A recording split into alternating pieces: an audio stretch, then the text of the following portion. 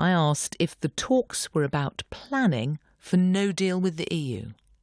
What we're doing is to discuss at the WTO why Britain believes in free trade, why we reject the concepts of protectionism, why we think that we need to liberalise the services economy globally. And I've also setting out why I think that the debate around free trade agreements is too narrow and we need to think of new ways of getting the global economy moving.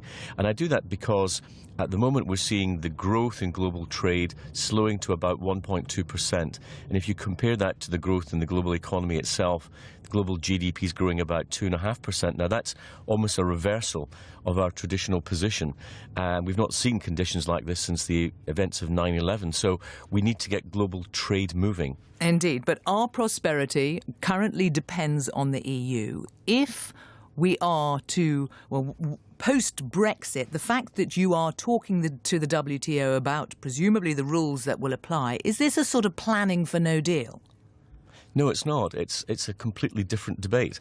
We're talking about how we make the global economy work better, how we get the concepts of free trade to be stronger and more accepted, how we turn our back on the rising voices of protectionism around the world, and how we make the moral case for trade. We've been able to take 1 billion people out of abject poverty over the last 25 years because we've got an open global trading system, and we mustn't allow that to silt up. Okay. And what I want to do today is to try to get us into that bigger debate, because as Britain leaves the European Union, as we take up an independent seat on the World Trade Organization, we want our voice to be heard. We want to help to shape the debate that will ultimately affect our own prosperity. Okay.